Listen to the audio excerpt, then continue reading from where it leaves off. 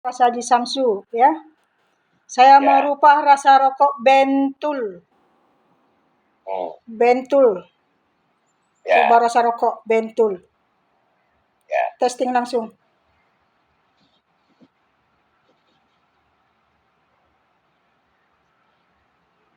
Ada perubahan? Ada. Lebih kuat lagi Bentulnya. Luar biasa kuat rasa Bentul. Sempurnakan rasa Bentulnya. Masih kayak yang tadi, Bu. Oke, perkuat. Lebih kuat berangin kan? Kalau rokok Bentul berangin kan? Ya.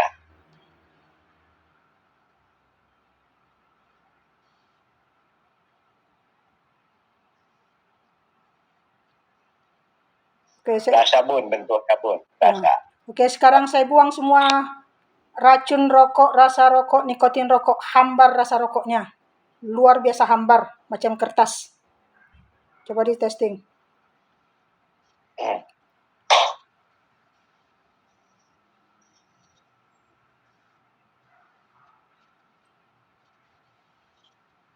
Ya. Oke, Bun. Apa rasanya? Hambar ke apa? Hambar, Bun. Sekarang Hambar, Bun. lebih hambar lagi.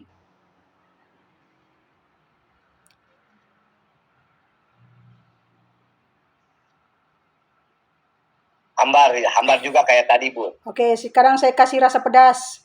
Kita main-main aja, Pak. Ya. Pedas, luar biasa pedas.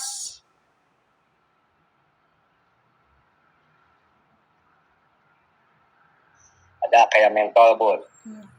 Kayak mentol, Bun. Hilangkan rasa mentol, isi rasa pedas. Pedas pahit, luar biasa pedas, luar biasa pahit.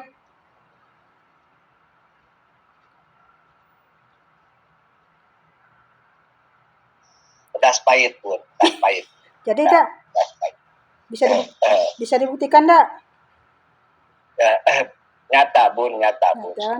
Saya tidak pakai jampi serapah, kan saya asal ngomong aja kan. Ya. Oke.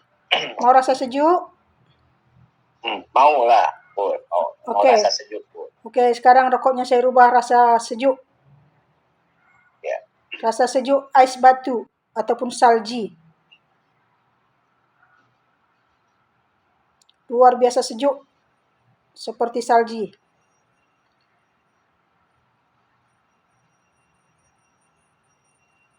Ada perubahan? Ada lembut. Oke, lebih sejuk lagi. Seperti salju.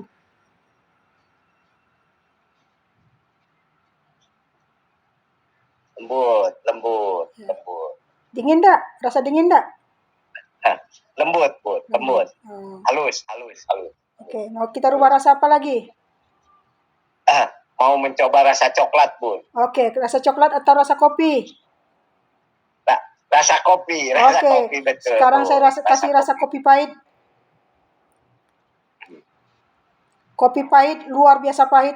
Benar-benar pahit. Sekarang, rubah rasanya.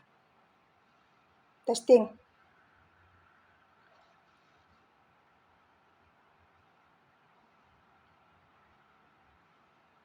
Pahit aja, Bun. Aja. Lebih pahit lagi. 1000 kali lipat lebih pahit. Sampai ke otak.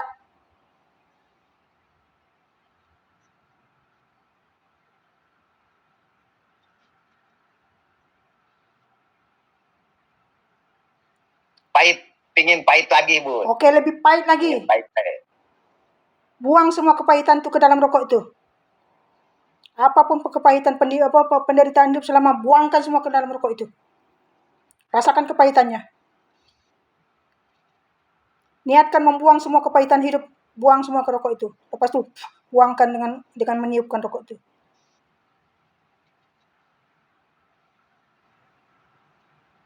Mana? Niatkan buang semua kepahitan hidup, buangkan semua energinya ke rokok itu biar lebih pahit lagi. Lepas itu hembuskan.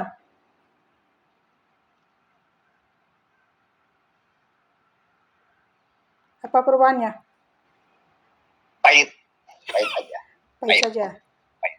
Oh. Mau rasa empedu? Boleh. Oke, kita isi rubah lagi rasa empedu lebih pahit, lebih pahit dari empedu. 1000 kali lipat lebih pahit dari empedu. Begitulah pahitnya penderitaan selama hidup. Buang semua rasa pahit itu ke dalam rokok itu. Lepas itu buangkan napasnya.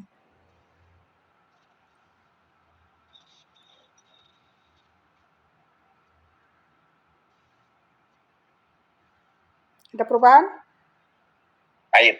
Ya. Mana lebih Jelas, pahit daripada jelas. yang tadi? Ini pahitnya agak keras. Ini pahitnya agak keras. Pahitnya. Nampak tak kan kuasa Tuhan itu? Maha dekat kan? Tak perlu jampi serapahan. Dekat.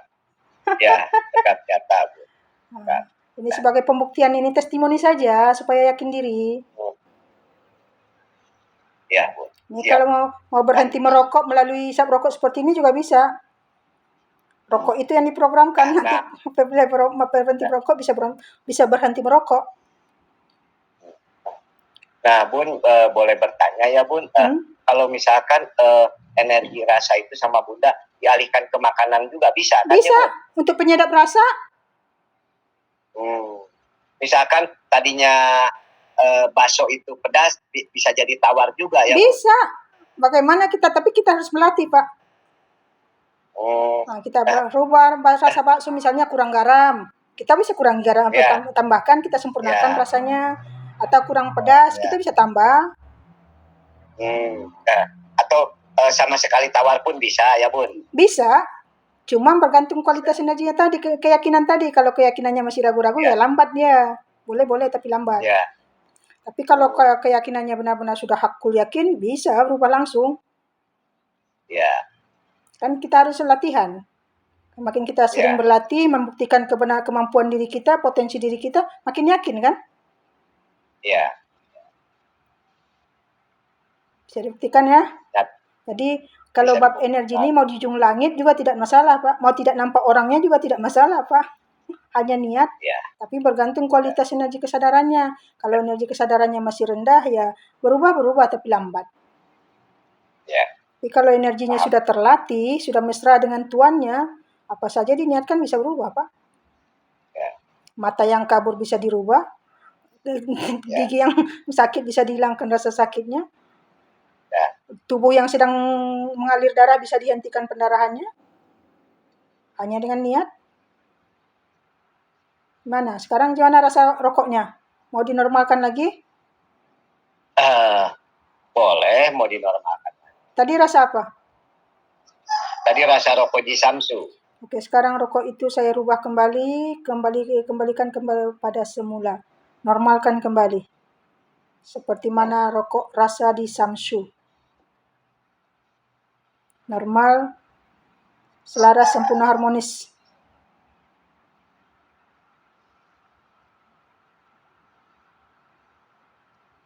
Nah, sekarang mah mulai enak rokoknya. Iya, kan bisa aja kan. Ibarat kita buang sedikit, berubah rasanya. Kita tambah lagi rasa. Ibarat tambah garam, tambah cabai, tambah rempah-rempah. Kalau tambah cabenya, tambah cilinya itu makin pedas kan. Kalau kita kurangi cilinya, kurang rasa pedas kan. Kalau kita tambah garamnya, masin kan. Ibarat seperti itu aja, main-main aja, Pak. Mengolah pikiran. Biar cerdas. Aduh, tapi sambil itu kita buktikan. Sudah jadi atau belum? Kalau belum jadi, belum yakin. Normalkan lagi sampai sempurna. Rasa di Samsu. Masukkan kembali nikotin, racun, dan juga rasa di Samsu. Sempurnakan.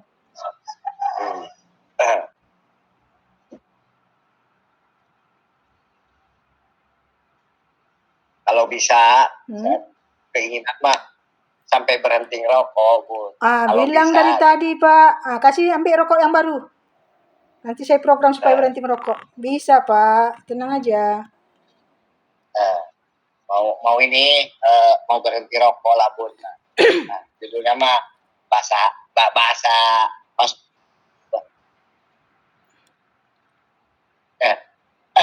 hospitalnya mah untuk sehat. Iya, untuk sehat. Paru-paru dapat lubang-lubang, rokok terus kan? Ya.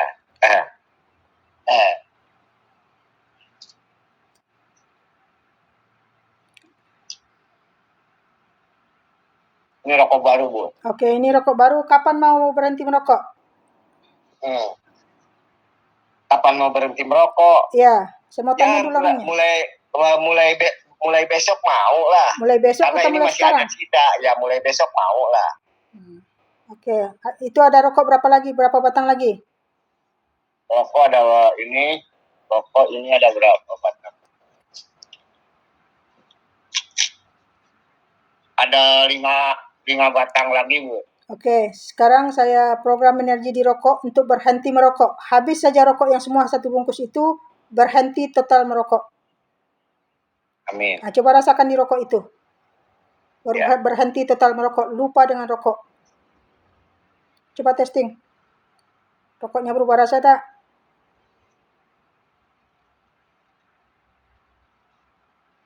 Ini masih rasa merek Repo, Bu.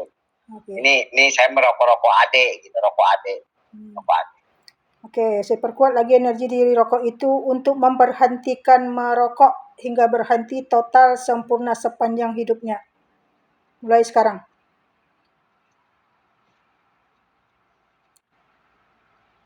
Hapus seluruh residu-residu rokok dari pikiran bawah sadar.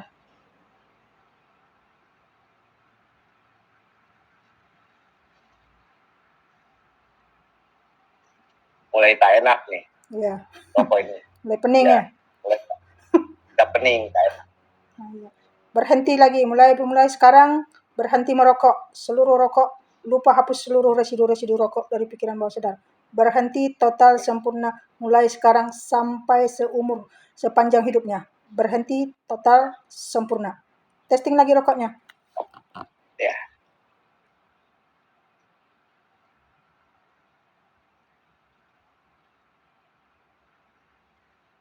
Ingat, gak enak kali. Ingat. Saya tidak sentuh rokoknya kan? Ya.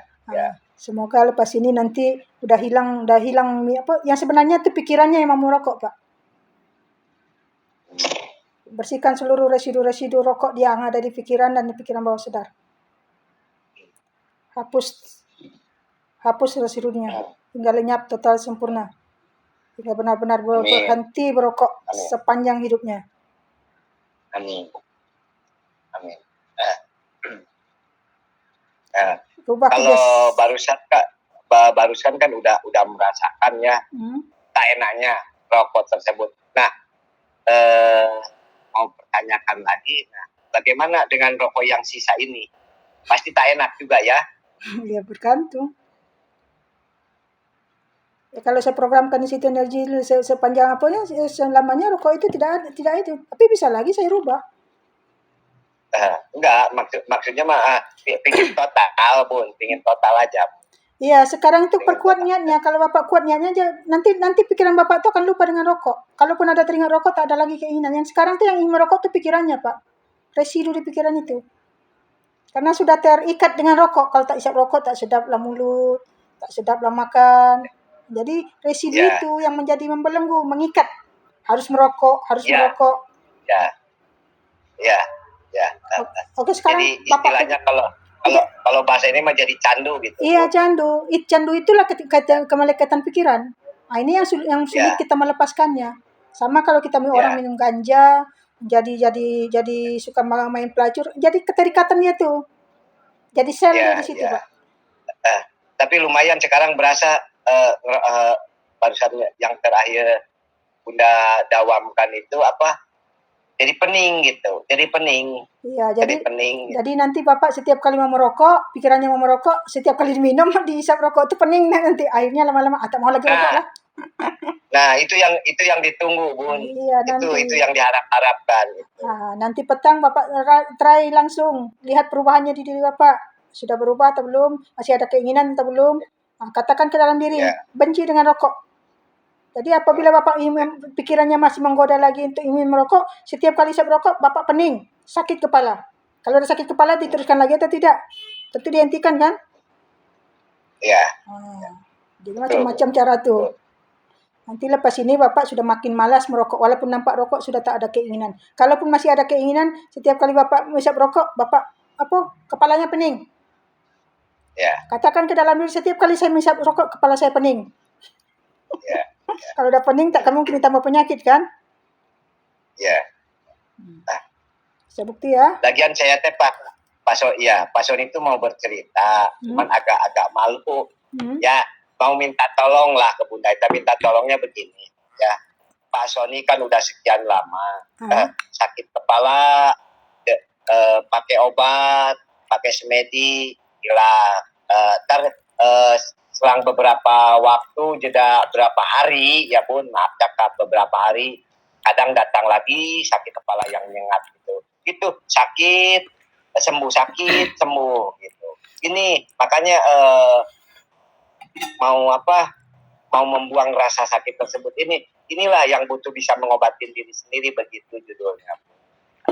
Itu kenapa selalu sakit? Karena di otak belakang tuh yang selalu emosi-emosi negatif yang dulu itu sudah merosak sel, Pak, membuat jadi darah beku di otak belakang. Jadi apabila darah beku di otak belakang, emosi terganggu sedikit aja ataupun banyak beban pikiran, kepala sakit, tengkuk berat, kempul panas. Betul, jadi selagi belum dicairkan, dihancurkan darah-darah beku, sel-sel penyakit yang di otak belakang itu, sebelum hancur itu, aliran darah kita tidak, itu sebab kepala Bapak sakit itu, aliran darahnya tidak lancar. Kenapa? Banyak penyumbatan di situ. Ya, banyak setannya, Bu. Banyak setannya. Paham pun. Jadi untuk menghancurkan setan, tadinya banyak jujur aja, banyak berpikiran negatif, setannya gitu, menjelma gitu ke otak, jadi sakit gitu. Iya, pikiran-pikiran negatif, emosi-emosi negatif, amarah, stres ini merusak kita punya sel, Pak, terutama di otak belakang kita. Dia kalau diperlihatkan tuh di otak belakang tuh banyak darah beku di situ, sehingga itu yang membuat kita tidak mampu berpikir dengan waras. Cara berpikir kita menjadi sempit. Kenapa? Sel induk di otak belakang itu tidak lagi berfungsi dengan baik karena sudah banyak kerusakan. Di sel-sel induk itu, di sel-sel penyakit itu, disitulah bersarangnya binatang makhluk halus. Segala macam binatang, kadal, apa semua di situlah iblis itu bersarang. Dikacaunya pikiran kita tuh. Jadi selagi aliran darahnya itu belum, itu yang menjadi jiwa bagi kita, Pak. Jiwa-jiwa kebinatangan tadi, sifat kebinatangan tuh. Jadi selagi sel-sel darah itu belum dihancurkan secara berproses kesadaran, belum dirubah, selagi itu setiap kali kita emosi ataupun enggak pikiran kita terganggu atau pikiran kita banyak beban, sakit ya. Langsung tegang. Iya. Betul. Iya, ini secara psikologi ya. Jadi kalau makan obat pun paling sembuh sekejap, nanti terpancing sedikit saja sakit balik. Ya, Bu. Ya, Bu. Ini secara akal sehat saja, ajak berpikir kan. Karena orang kalau sakit kepala makan obat, itu ibaratnya orang membuka mulut, disumbat, tertutup dia kan, hilang sakitnya. Tapi coba nanti terbuka lagi sedikit, sakit ya kan? Ya. Jadi itu prosesnya lama, Pak. Seperti merokok. Nah, kalau ini mah enak sakitnya, seperti barusan merokok yang terakhir ya. Nah, sampai sekarang nih jadi sakit kepala. Nah, ini mah kan sakitnya enak untuk membuang supaya nggak ngerokok lagi. Iya. Tapi kalau seperti biasa sakit kepala tak sedap lah, Bu. Itu kan perlu proses, Pak. Penyembuhan itu, saya kata penyembuhan itu perlu proses. Kalau penyembuhannya tidak tepat kaidah rawatannya, penyakitnya hilang, timbul, hilang, timbul, hilang, timbul. Ya. Itu kan kemarin penyembuhannya kan keluar melalui apotek kan, beli. Makanya kita ke dalam, temukan jati diri supaya kita bisa menyehatkan, menyembuhkan penyakit zahir batin kita. Kita pesakitnya, kita dokternya. Jadi kalau sudah ada dokter pada diri, ngapain lagi beli obat keluar?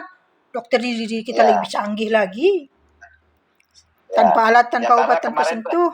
Kemarin kan lucu, mengaku sudah mengenal diri, mengenal Tuhan, mengenal Allah namanya, tetapi di saat sakit, nyari obat ke apotek ya, Bu. Iya, Tuhannya tak wujud.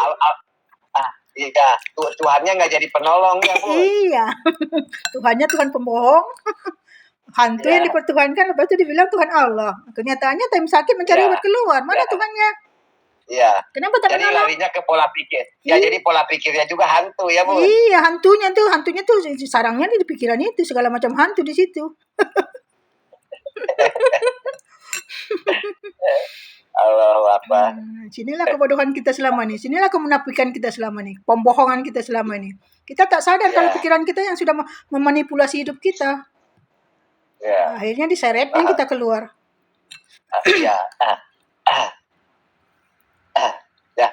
saya sendiri sudah merasakan, sudah mengakui ya bahwa ini apa yang saya sampaikan, apa yang ya dengan pengakuan saya ini lillahi ta'ala, selama ini saya menjadi penyampai atau guru palsu. Nah, apalagi yang lain, kebayang gitu, apalagi yang lain gitu. Nah, yang lain belum sadar, Pak. Yang lain terbayang. Kalau Pak Soni tadi bandingnya, maafnya kan kalau bahasa ininya mah debat lah. Sering gitu, debat gitu. Alhamdulillah tidak terbantahkan. Walaupun tidak terbantahkan, tapi sekarang akui tetap aja itu menipu diri yang namanya nggak kenal Tuhan. Iya, ini karena sudah sadar tuh Pak. Banyak tuh orang yang menyampaikan kebenaran di luar sana belum sadar-sadar. Diterangi tak mau. Masih juga ikut kegelapan itu. Syukur kalau Bapak sudah sadar, tinggal merubah lagi. Harus itu Bu. Kenapa ayat berbunyi tapi tak paham-paham ya? Allah tidak akan merubah sepatu kaumnya kalau bukan itu. Tapi heran ya, pandai menyampaikan tapi dalam dirinya tak ada perubahan ya Bu. Iya, kenapa? Hanya pandai membaca tulisan huruf, tapi tidak mengerti apa yang ada di sebalik huruf. Pandai istighfar. Ya. Ibarat pandai. Seperti bahasa-bahasa. Ya, teruskan. Ya. Teruskan, Pak. Seperti bahasa-bahasa barang siapa yang mengingkari nikmatku, maka akan kufur. Barang siapa yang mensyukuri nikmatku akan bertambah. Tapi kok pusing terus pening tebal boro-boro mensyukuri menikmatinya ya Bun? Iya, kita merasa menikmatinya saja, padahal bukan apa yang dinikmati. Ya. Menikmati rasa sakit itu saja kan? Itu bukan nikmat namanya itu. Ya, kalau pandangan Pak Soni ini ya sekarang pandangan Pak Soni awam ini ya yang dikatakan nikmat itu sudah merasakan buktinya Allah. Iya. Kalau belum merasakan buktinya Allah nggak nikmat ya Bun. Iya, nikmat tertinggi itu orang pikir kalau mendapatkan apa yang disenangi itu dia rasa nikmat. Bahagia itu bukan bahagia, itu senang, bukan nikmat. Nikmat tertinggi itu bertemu dengan Allah itu sendiri, tidak lagi terpikir apa-apa, hanya berdua mengesa dengan Dia. Itulah kenikmatan yang tidak terhingga. Tidak lagi terpikirkan apa-apa lagi, hanya menikmati senuh tawa sendiri, senang sendiri. Aduh, macam orang gila. Ya, jadi kalau bahasa kiasnya itu ya, kalau bahasa kiasnya itulah seorang kekasih ya Bun. Iya, ibarat kekasih sedang bertemu berpelukan dengan kekasihnya, apalagi menikmati aja kan? Itulah Bun. Ini mah cerita kekasih Allah, tapi hidup pening terus ya Bun. Macam mana lah ini? Katanya kekasih Allah, batinnya aja menderita. Mana mungkin orang namanya kekasih menderita, pasti bahagia kan? Ya seperti kata itulah nilai antam maksudi itu suka itu mencari keriduan Allah. Tapi selama ini mana ridhonya Allah yang nongol malah ridho irama ya Bun. Iya, katanya harap ridho Allah. Didatangkan dia segala hal-hal yang tidak menyenangkan, langsung marah. Katanya ridho. Ridho yang mana? Kalau orang yang ridho tuh apapun yang didatangkan kehidupan kita tenang, damai, menerima, tidak berontak batinnya. Ini semua ridho Allah, semua kuasa Allah. Iya, katanya. Coba didatangkan masalah sedikit saja, dicuit saja hidungnya berdarah, langsung marah. Betul, Bu. Coba aja tuh guru-guru agama yang hebat-hebat tuh. Ludahkan dia, marah tak dia? Kalau masih marah itu setan baru itu. Katanya sudah sabar, semua kita beriman bertakwa pada Allah. Oh iya, kalau benar beriman bertakwa pada, ludahkan aja mulutnya dulu, hidungnya sekali. Lihat sampai di mana kesabaran dia. Jadi biar jangan pandai bercakap saja. Ya, katanya kita harus mengikuti suri toladan Nabi Muhammad SAW. Nabi Muhammad sudah mencontohkan akhlakul karimah, yaitu dengan akhlak yang mulia. Dia waktu berdakwah dilempari apa-apa, tapi coba lemparin pendakwah sekarang ya Bun, ngamuk ya Bun. Iya, sekarang ini dia pandai bicara seperti itu Pak. Katanya mengikuti suri tauladan sebagai Rasulullah. Sekarang tanya dia, Rasulullahnya sudah ketemu atau belum? Kalau belum ketemu, apa yang mau diikuti? Kenal saja belum, bertemu saja belum, itu kan bahlul namanya itu, tolol namanya itu. Nah, nih muncul lagi nih di benak hati nurani pelajaran Pak Soni ya, mau sampaikan. Ini yang berbunyikan ini Bun, wa atiullah wa ati Rasulullah. barang siapa ingkar terhadap Rasul berarti mengingkari Allah. Nah, jadi pengertian Pak Sony ini, nah kalau kita belum menemukan rasa sejatinya, ya apa yang Bunda testimoni, yang Bunda bimbingan bimbingan kelas, bukan itu hati berjumpa dengan Allah yang sebenarnya bisa ini. Nah ini pun saya jadi tercetus Pak. Ini bahasa ini wa'atiullah wa'ati Rasulullah. Ternyata ini yang Bunda praktekkan itu ke orang itu. Iya, sekarang ini kalau kita tak mengenal awam Pak Sony ini. Iya, sekarang kalau kita tidak apa tadi artinya bahasa Melayunya, Pak? Wa'atiullah wa'ati Rasulullah. Barang siapa mengingkari Rasul berarti mengingkari Allah itu sendiri. Oke, iya, itu mengingkari. Jadi bagaimana kita mau patuh kepada Allah dan juga Rasul kalau kita tidak patuh kepada diri kita? Diri kita itu siapa? Tentu harus kita menemukan diri kita dulu kan? Kalau kita tidak menemukan diri kita yang sebenarnya dengan proses kesadaran, otomatis kita mengkhianati terus kan? Engkar terus kan? Mana mungkin kita bisa menjadi tunduk patuh pada Rasul, mengikuti akhlaknya Rasul, akhlaknya Allah kan? Sedangkan dengan diri kita sendiri pun menapik. Ini cara akal sehat saja. Betul. Supaya berpikir lebih waras. Karena banyak manusia yang mengaku waras, tapi sebenarnya tak waras kan? Saya juga macam gitu juga dulu. Ini baru sadar nih, baru keluar dari penjara nih Pak. Ya, itulah Bun yang sebenar-benarnya benar gitu. Jadi selagi kita enaklah kalau sama dapat bimbingan sama Bunda, sudah mendapatkan ilmu pun bayaku. Jadi pengertiannya itu, nah, kita tidak mencari pembenaran, kita menjalankan yang benar sebenar-benarnya itu aja ya Bun. Kalau orang masih di level di kesadarannya dimensi bumi, kesadaran rendah, kesadaran materi, dia mencari pembenaran, dia mencari penyokong.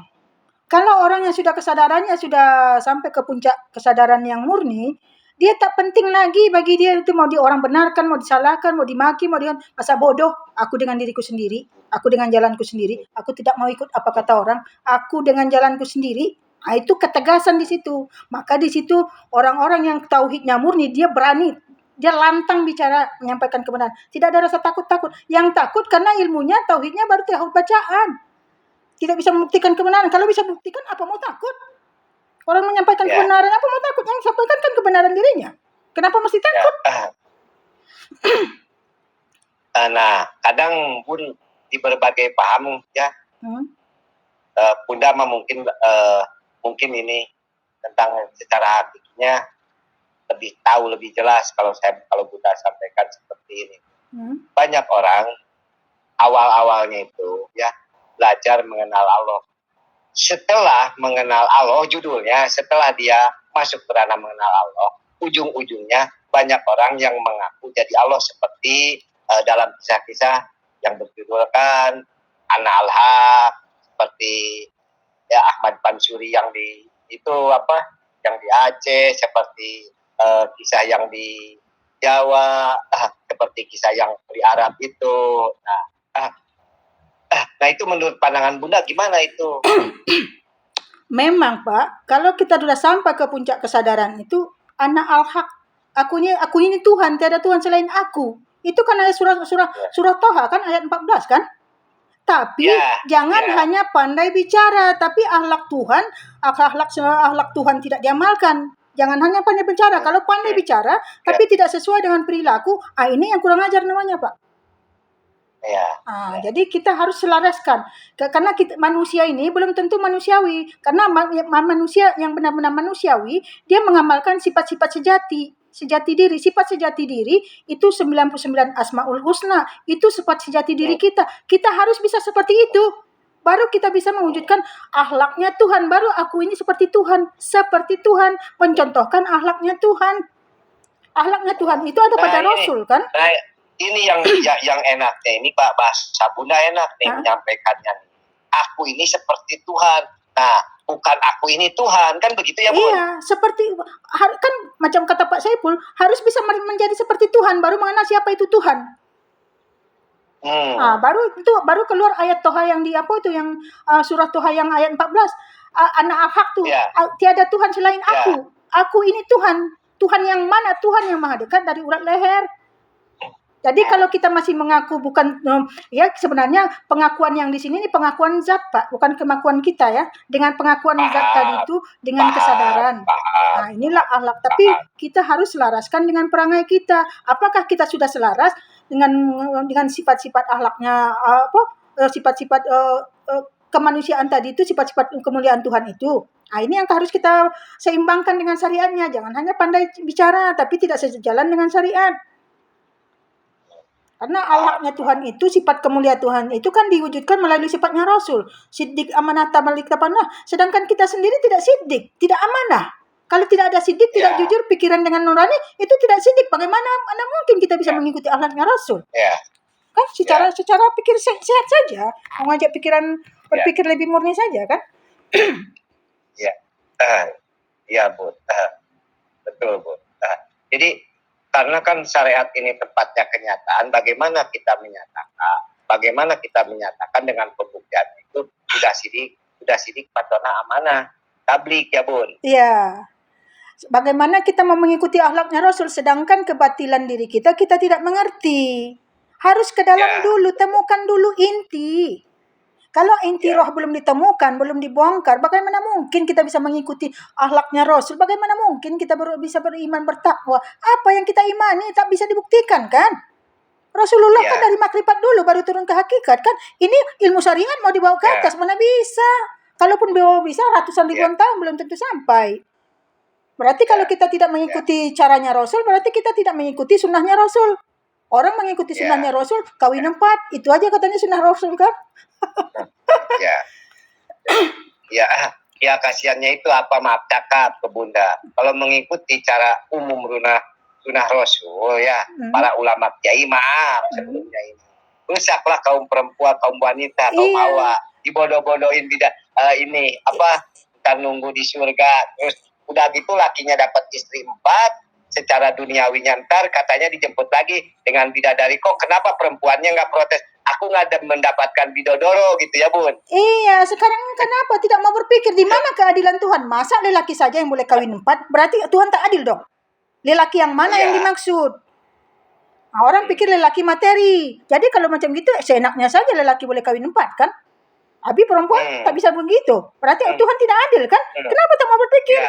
Nanti kalau kawin 2 nanti katanya dapat payung inilah, payung kepala otak, dia orang bodoh tuh. Ya, maka maaf cakap. Sering kasihan perempuan-perempuan yang siap di 2, di 3, di 4 itu suatu kebodohan walaupun secara ritualnya ibadahnya bagus. Kasihan ya Bun ya. Iya, itu kebodohan karena dia tidak mau berpikir, dia percaya saja dengan ilmu apa kata orang. Nah, jadi kalau orang yang berdiri sendiri dia tidak mau seperti itu. Jadi sampai bila kita dibuat orang seperti itu? Kalau macam gitu, macam mana rumah tangga? Sedangkan satu saja bini tak adil. Dengan diri sendiri tak adil, bagaimana mungkin bini adil dengan istri? Bukankah itu itu yang mau kita turuti? Orang hanya menafsirkan kepada syariat fisiknya saja. Hakikatnya yang dimaksud oleh Tuhan itu bukan syariatnya, hakikatnya. Orang tafsirkan ke syariat. Lelaki katanya perempuan, ini lelaki syariat, lelaki hakikat mana? Kalau tidak tahu lelaki syariat, lelaki hakikat, semua orang sudah sepasang. Tak kira lelaki, perempuan, tua muda, semuanya sudah ada pasangan suami istri. Suami istri secara hakikat, suami itu kan kesadaran rohani. Istri itu kan kesadaran jasmani. Kalau suami istri secara hakikat tidak menikah, tidak menyatu, tidak sinkron, mana mungkin rumah tangganya aman kalaupun dia menikah dengan orang? Pasti selingkuh kan? Secara akal sehat saja. Betul, Bu. Terus ini minta tolong dibongkar ya, seperti yang ini Bun. Wa nasta'inu bisobri wa sholati. Mintalah pertolongan kepada Allah dengan sabar dan sholat. Nah, menurut pandangan Bunda, hakikatnya yang sejati, bahasa tersebut gimana Bun? Minta ini kan bukan, kalau orang pikir meminta kan berdoa minta ini minta itu kan. Untuk meminta itu menyatu dulu kan. Kalau sudah menyatu dulu, kalau sudah kesadarannya tadi sudah menyatu, sudah terhubung jiwa dengan Sang Maha Jiwa, bicaralah di situ. Bukan lagi meminta-minta. Kita kalau udah sadar, Pak, malu meminta-minta, Pak. Cuma minta dibukakan jalan saja. Lakukan ikhtiarnya.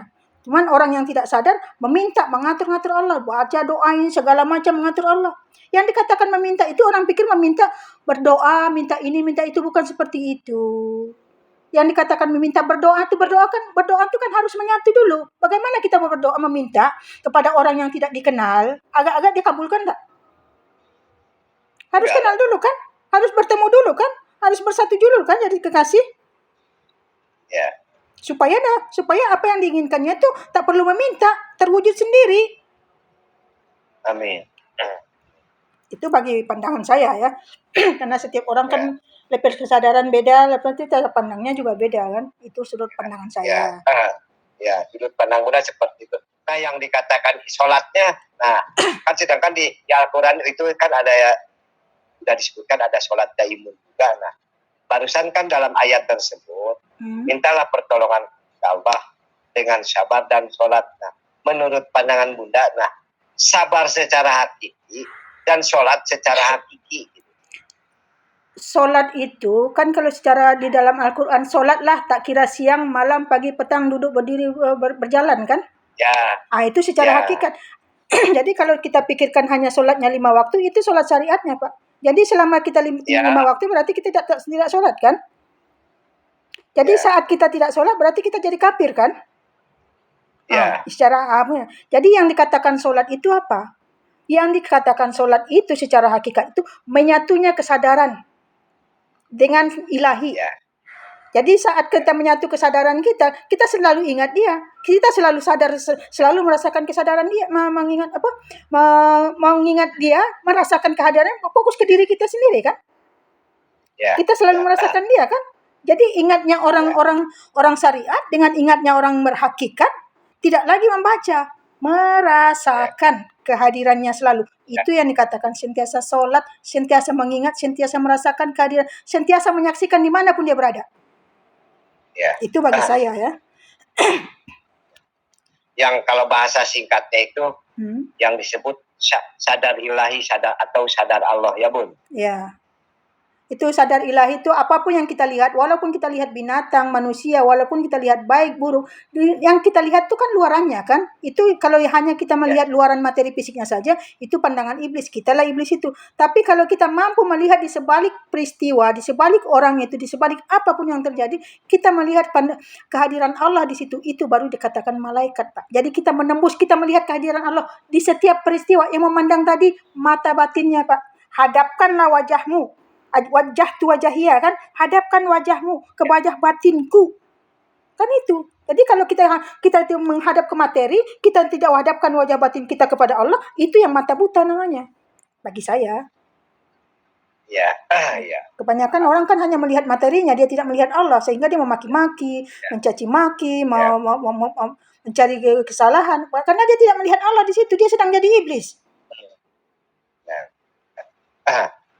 Paham sekarang ya, tambah tambah penjabaran jelas sama Bunda.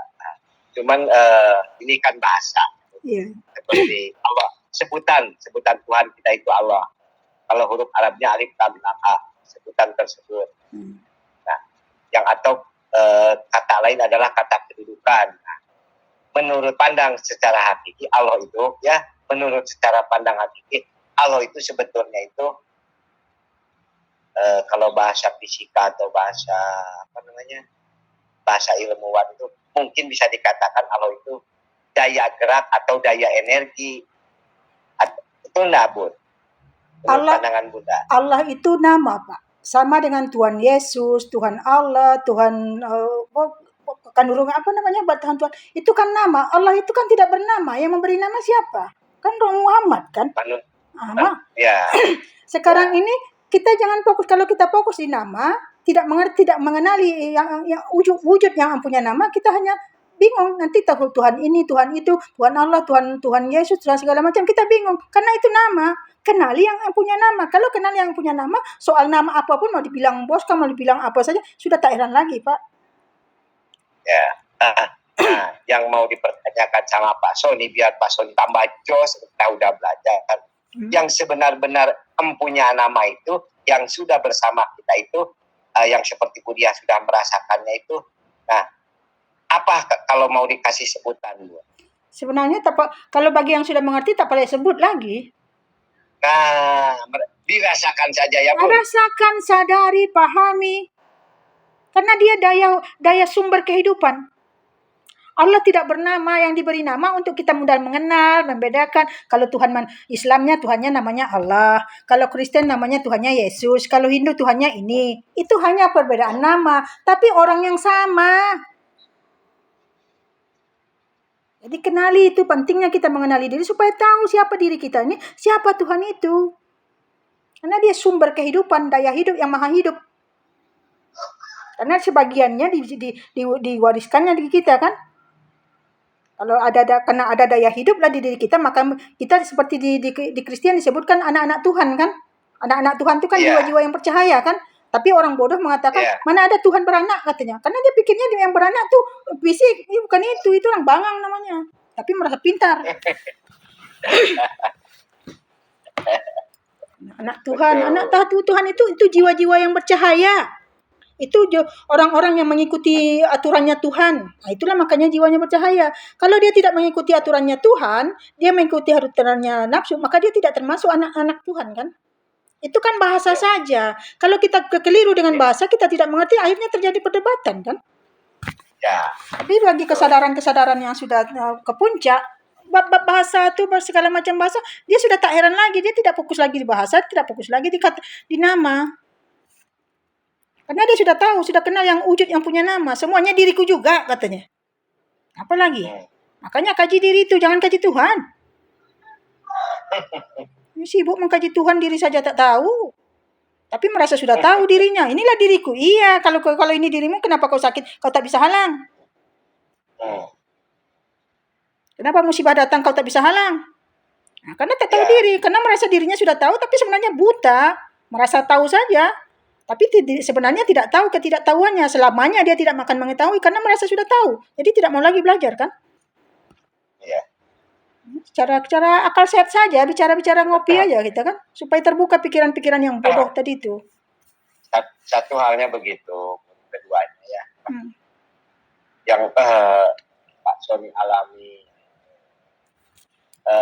Beliau nggak salah. Saya pun nggak salah. Kenapa?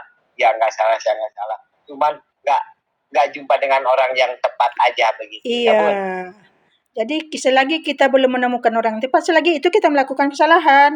Tapi jangan salahkan kesalahan itu. Dari kesalahan itulah kita akan mencari jalan untuk menemukan kebenaran. Semuanya itu ilmu, semua itu pelajaran. Jangan menyesal. Jadikan saja itu, aku jadikan itu sebagai inspirasi supaya bangkit dari kegelapan itu. Betul. Jadi jalan cerita ya, Bu? Iya, jalan cerita inilah kitab kehidupan. Jadi kalau kitab kita sudah rosak, takkan kita biarkan terus rosak terus, koyak terus. Kita harus perbaiki, kita servis kan? Nah, itu yang dikatakan kitab kehidupan. Baca kitab kehidupan tuh. Iqra bismi rabbikal ladzi khalaq. Baca. Apa yang dibaca? Bukan dibaca tulisan. Orang membacanya dengan tulisan. Baca dengan hati nuranimu, dengan kesadaranmu. Apa yang telah kau perbuat. Apa yang kau pikirkan, apa yang kau rasakan, apa yang terjadi di hari ini. Mengapa hidupmu seperti ini? Mengapa hidupmu kebingungan? Mengapa hidupmu kesakitan? Mengapa hidupmu selalu hampa? Baca itu yang itu tulisan apa? Quran yang tidak berhuruf, tidak berbentuk, tidak bersuara, tidak berwarna. Baca itu. Untuk kita bisa membacanya, baru kita bisa menuliskan hurufnya. Kalau yang tidak berhuruf kita tidak bisa baca, bagaimana kita sibuk kita membaca tulisan yang berhuruf, tapi tak mengerti kan? Ya, iyalah. Kalau tak paham dengan kitab yang tadi ya, Bu. Iya, kitab tadi itu kan tidak berhuruf. Itulah Quran yang apa?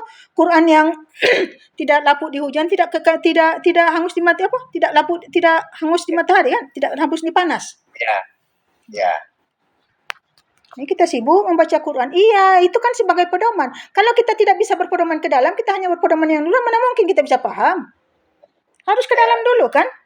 Dengan ke dalam ini dan tuntunan di dalam ini kita selaraskan dengan apa yang tertulis. Ini kita baca yang di dalam, yang di luar, yang di dalam tidak boleh dibaca. Macam mana mungkin kita bisa paham? Ya, itulah.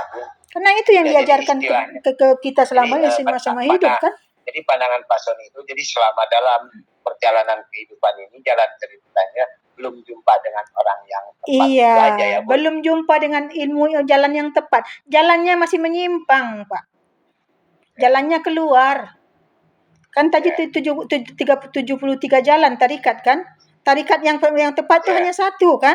Jalannya itu, jalan keluar itu ilmu bacaannya. Jalan yang tepat, jalan ke dalam itu satu aja. Ya. Harus kembali. Setelah menemukan kita jalan-jalan yang 73 nih, ilmu bacaannya semuanya, ujung-ujungnya kembali ke dalam kan? Ya. Nah, jadi kalau kita hanya fokus bangga bertarikat ini, tarikat Naksabandia, tarikat segala Qadariyah, segala macam tarikat, itu baru bacaannya. Ya. Baru tulisannya, baru informasinya. Bagaimana cara pemakaiannya? Cara pemakaiannya masuk ke dalam, jalannya satu, hanya itu. Hanya itu jalan penyelamat. Selagi belum menemukan jalan ke dalam, selagi itu tidak akan selamat. Selagi itu jadi jemaahnya iblis. Habis gimana pun dulu dikasih jalannya apa? Zikir sekian ribu, suluk di tempat gelap itu gitu aja. Iya, itulah Bapak. Dari dulu kan kita kan sudah diajarkan dengan dogma, dibodoh-bodohi. Jadi kita sudah jadi terbodoh. Jadi yang sifat sejati diri kita yang dulu itu sudah jadi berubah menjadi sifat kebinatangan, jahiliyah kan. Saya juga seperti itu. Jadi inilah prosesnya kesadaran-kesadaran orang-orang yang sudah menemukan jati diri. Ini yang akan menyebarkan kebenaran, Pak. Ini yang dikatakan mewakilkan mewakili wakil Rasul, menyampaikan kebenaran dirinya. Kalau Rasul yang dulu itu sudah mati syariatnya kan, tapi hakikatnya kan tak pernah mati. Jadi selagi Rasul, kalau kita mengikuti jalannya Rasul, hakikatnya Rasul itu, maka orang itulah yang akan membawa kebenaran. Orang itu yang akan membawa menjadi Rabbul Alamin, apa namanya? Dia pembawa kebenaran. Apa Bun? Apa namanya itu saya pun lupa. Yalah yang membawa kebenaran yang menjadi contoh tadi itu. Ya, jadi itu yang membawa rahmatan sekitar. Yang membawa rahmatan lil alamin. Ya. Nah, jadi orang-orang itulah yang akan menyebarkan bagaimana dia berjalan menuju Rasul sejatinya. Itu yang tahu. Orang yang hanya tahu bacaannya, sedangkan dia tidak menemukan Rasul sejatinya, apa yang disebarkan? Kebatilan kan? Kegelapan. Sehingga menggelapkan lagi lebih ramai manusia di muka bumi ini. Menjadi zombie lagi banyak lagi. Maka gelarnya itu akhlak yang mulia. Iya, ujungnya akhlakul karimah kan? Setinggi-tinggi ilmu akhlaknya akan turun. Tapi kadang-kadang orang nampak akhlaknya baik, tapi hatinya busuk. Marah aja sedikit, langsung melenting. Ada aja yang menegur dia sedikit, langsung keluar iblisnya. Mana akhlak yang mulianya? Begitu sedikit saja ditarik rezekinya daripada dia, langsung berontak, langsung berkuar-kuar, langsung mencari pengaruh. Mana akhlaknya? Katanya tadinya bukan main, ilmunya bagus, amalannya bagus, zikirnya 24 jam, kemana-mana keningnya hitam, karena sujud terus kan. Tapi sedikit saja dia datangkan masalah, langsung keluar iblisnya, langsung keluar binatangnya. Mana akhlaknya akhlakul karimah tadi? Berarti kan tidak sejalan dengan apa yang disebutkannya tadi. Nah, seperti Pak Soni sekarang yang lakukan maaf ke budaya, maaf malu sebetulnya ini, tapi tidak apa-apa, kita terbuka Pak, ini kan bicara kehidupan. Tapi kalau pulang ke Bandung, saya tetap kalau disuruh ngimamin ya sama keluarga atau sama sahabat. Di sini juga di Batam begitu pun. Tapi sesungguhnya jujur aja ke Bunda ya, saya udah lama, kurang lebih lah sekitar 5 tahun 7 tahun ya, saya sudah tidak menjalankan ritual 5 waktu, Bun. Nah, karena kenapa? Saya ingin mendapatkan ya sholat yang sebenarnya, walaupun dalam pelajaran sholat daim seperti ini. Tapi yang Pak Soni ingin itu merasakan, mengalami sendirinya.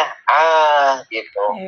Itulah kan selama ini kan kita macam gitu Pak. Banyak yang diajarkan kalau sudah mengenal Allah katanya tak perlu sholat lagi. Cukup rasakan, cukup sholatul daim lagi. Di situlah kekeluaran. Sedangkan sholat syariahnya itu kan untuk memperbaiki akhlak. Di situ kan kadang-kadang orang keliru memahamkannya. Kalau kebanyakan kan seperti itu. Kalau sudah makrifat kepada Allah, sudah mengenal Allah, tak perlu, cukup ingat saja Allah, cukup zikir saja, cukup rasakan. Paling itu yang kan. Tapi itu di mana syariatnya?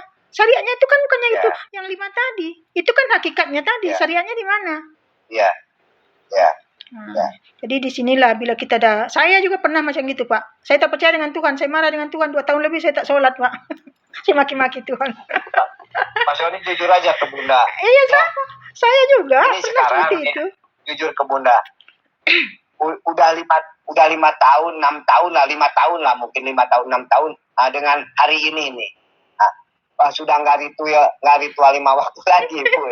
Iya, karena inilah yang diajarkan ke kita dulu. Tak perlu sholat lagi sholat syariat. Kita cukup sholat hakikat, zikir saja, doakan saja, rasakan saja. Itu yang diajarkan ke kita. Saya juga seperti itu dulu, Pak. Bukan bapak saja. Ini kita jujur aja nih. Nah, inilah yang kita itu pentingnya kita menemukan yang inti tadi Pak, supaya kita memperbaiki balik akhlak kita yang salah tadi, kekeliruan kita berpikir tadi. Karena selagi kita tidak memperbaiki di syariat hidupnya, walaupun tidak memperbaikinya, karena ini nanti dari dalam itu menuntun Pak. Kalau satu kali saja kita tidak melakukan sholat itu serba salah rasanya Pak. Walaupun sholatnya masih tunggang langgang, saya sendiri pun sholatnya pun masih tunggang langgang Pak. Tapi satu kali saja saya terlambat nanti serba salah. Ada teguran dari dalam, saya rasa serba salah, saya rasa ini. Tapi pikiran ini nantilah, dikacaunya kan. Apa ya sholat lah. Segala macam dihalang-halanginya kita. Karena kita selalu perang dengan pikiran, dengan batin kita. Mana yang lebih kuat?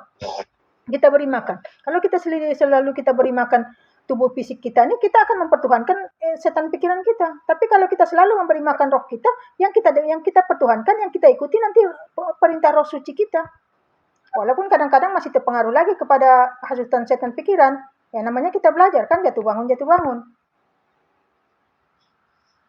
Di situ pentingnya kalau kita dah mula kembali ke diri, nanti kita dah mula kembali menemukan jati diri kita, kita akan rasa sadar sendiri Pak. Kita akan rasa malu sendiri kalau tidak melakukannya. Nanti ada CCTV itu nanti aktif Pak. Rasa malu, mau mandi telanjang aja malu Pak. Padahal di kamar mandi itu tak ada orang kan? Iya. Nah, kalau kita melakukan hal-hal yang tidak baik, jadi yang tak nampak orang, rasa malu Pak. Nanti ada di dalam. Ih, kamu tak malu ya. Ditegur dari dalam. Iya. Jadi karena itu yang katakan ada lampu merah di situ, ada CCTV di situ. CCTV Allah tuh selalu diingatkan kita. Tapi kadang setan pikiran kita ini kita langgar. Mau mandi di kamar mandi, mau telanjang, mau bogel pun malu Pak. Kenapa? Ih, malunya aku. Ada yang melihat. Seperti itu. Apalagi kadang-kadang nampak duit orang jatuh kan, rasa-rasa mau diambil. Orang kan tak ada, mau diambil. Itu di dalam tuh, kamu ambil uang orang tak baik. Diingatkan kita Pak, ditegur kita. Amin. Akhirnya malu sendiri, jadi tak jadi kan. Kalaupun diambil nanti dikasih tahu ke orang siapa punya uang, ataupun antar ke masjid. Kalau tidak masuk kantong sendiri kan. Kalau dulu, apalagi kalau kita kadang belanja kan, dikasih pulang lebih kan. Orang salah pulangkan, wah senang hati kan. Kalau sekarang kadang-kadang kita belanja, nanti orang yang kita kasih uang, kadang-kadang ada kembalinya, dikembalikannya mungkin dia lupa, dikembalikannya lebih. Nanti kadang-kadang saya tak ingat, bila saya ada jalan, nanti selepas itu saya pikir, uang ini ada lebih, ini salah dia. Nanti saya serba salah terus Pak. Selagi saya belum saya pulangkan balik, saya serba salah Pak. Kenapa? Saya tidak jujur. Padahal tadi saya tidak tahu. Apalagi kalau saya tahu tadi orang itu salah kembalikan uang, saya ambil saja. Saya malu sendiri. Kenapa? Di dalam tidak selalu membimbing Kak, Pak. Ya Bu. Jadi kalau dia selalu menuntun kita di dalam mengingatkan kita, apa kita malu? Apa kita tak malu kalau kita dilanggar? Malu sendiri kan, sadar sendiri kan, berbuat baik sendiri kan, tanpa ada yang menyuruh kan? Betul. Itulah pentingnya kesadaran. Kalau ada kesadaran itu sudah ada, disitulah adanya tuntunan. Disitulah dia mau mengajarkan kita mana yang hak, mana yang batil, mana yang kita harus ikut, mana yang kita harus tinggalkan. Nah, itulah rambu-rambu lalu lintas tadi itu. Ada yang menuntun kita dari dalam. Sebelum kita ada yang menuntun kita dari dalam, sebelum kita menemukan diri sejati, Rasul sejati, Tuhan sejati, segala macam sejati-sejati, kita harus melalui orang dulu. Isra Mi'raj dulu ya Bun ya? Iya, Isra Mi'raj dulu. Bagaimana kita mau sholat kalau belum mikraj? Orang pikir mikraj nanti. Karena apanya kan mikrajnya nanti setelah mati kan? Ini katanya mikro, dia pandai cakap menyebut mikro, tapi dia tak paham apa yang disebutnya, yang sebut-sebutnya. Sudah dikasih tahu banyak kali, tapi tak juga mau berubah. Masih juga melakukan hal yang sama. Berarti kan tidak sadar kan? Hanya merasa sadar. Sudah dikasih tahu mikron itu harus kembali dulu, temukan jati dulu, dibuka kesadarannya dulu, dibuka mata kalbunya, dibangunkan rohnya dulu, baru bisa sholat. Ini sholat apa yang kau sholatkan? Ya. Yang kau sholat itu kan roh. Ini fisiknya saja yang sholat. Kalau Pak Sony, kalau belum dibuka sebelum dibukakan mata kalbu, sebelum mendapatkan bimbingan pas basic sama bunda, jadi belum siap ritual 5 waktu pun. Iya, nggak apa-apa. Nanti seiringnya waktu kan nanti berubah sendiri kalau udah kesadarannya udah tumbuh. Itu kita tidak bisa paksa. Dipaksa-paksakan pun tak guna juga. Masalahnya begini, Bun. Maaf sebelumnya. Dulu saya boleh dikatakan ahlinya ritual, Bun. Sebelum ajan di barat jamaah udah duduk lah. Apalagi waktu di Toreka Sataria, Sajilia, Naksabandia gitulah. Udah semua kemas gitu.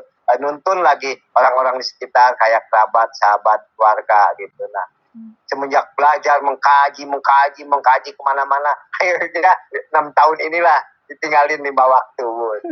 Iya, kan itulah kadang-kadang karena kita merasa diri kita sudah sampai. Inilah biasanya tuh. Saya dulu seperti itu juga, Pak.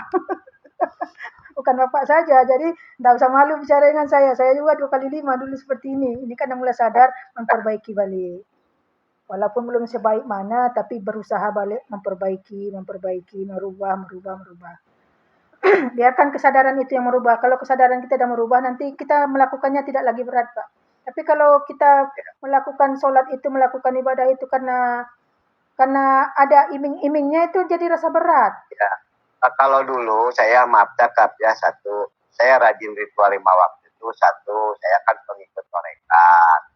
Kedua, dari kecil dibesarkan dari madrasah. Jadi sholatnya itu saya sholat ketakutan, Bu.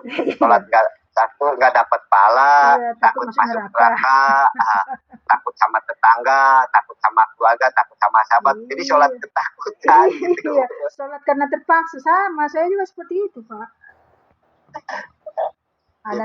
Nanti kalau tidak, kalau saya jadi sholat nanti ingin sholat yang sebenarnya, sholat yang dikatakan, ya itulah yang disebut sholatnya karena lillah gitu, karena Allah gitu. Sholat karena kesadaran. Ya, betul. Karena sholat itu kan untuk kesehatan. Kalau kita tak sholat, macam mana kita mau sehat?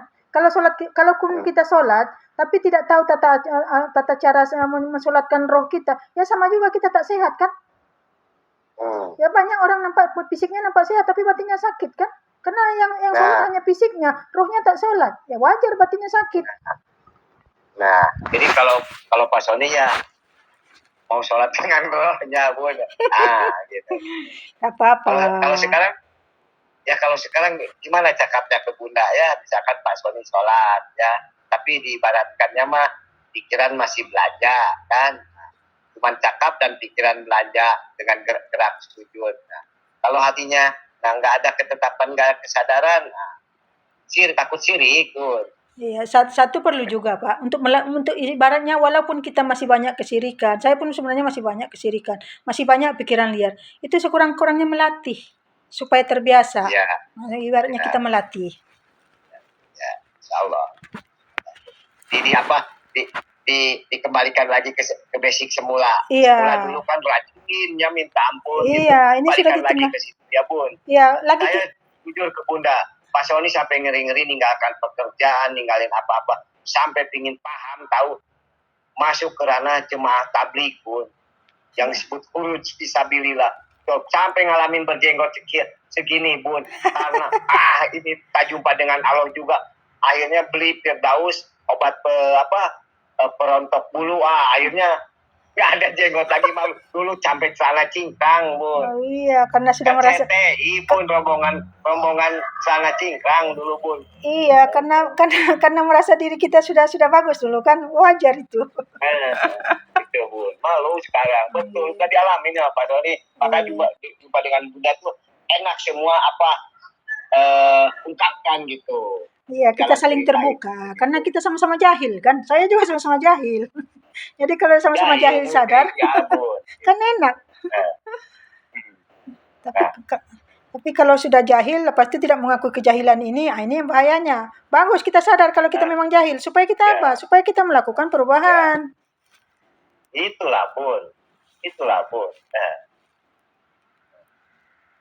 Harus betul-betul melakukan perubahan. Iya, kalau tidak kita sengsara sendiri. Nanti kita mati, nanti kalau tak melakukan perubahan dari sekarang, mati kita jadi setan gentayangan roh kita nih, Pak. Mau berapa kali periode lagi kita masuk? Takut nanti kalau kita mati dalam kehidupan ini kita tidak berusaha menemukan jati diri kita. Takut kita mati nanti kalau dihidupkan lagi jadi binatang kita, Pak. Ini sebenarnya orang-orang yang dihidupkan melalui di tubuh manusia ini sudah cukup bersyukur sebetulnya.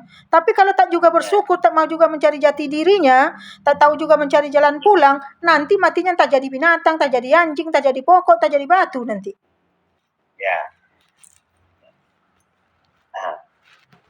Ini kita dah mulai mengenal kan? Ya pun, alhamdulillah. Kita sudah banyak cakap pencerahan dari kita. Tinggal Allah menggerakkan kebaikan-Nya. Saya bisa bertatap muka langsung, bisa bisa bertatap muka melalui video call sama Buddha melalui bimbingan deskripsi. Saya sudah. Nah itu harapan ke situ. Nah. Dengan saat sekarang ini saya sangat-sangat bersyukur alhamdulillah dengan pencerahan-pencerahan dari Buddha, dikarenakan ini waktu siang mungkin Buddha juga ada kesibukan yang lain atau mau sarapan atau makan gitu. Iya. Saya mohon izin juga gitu pun saya juga mau ini mau kemas ke dapur untuk masak bahan untuk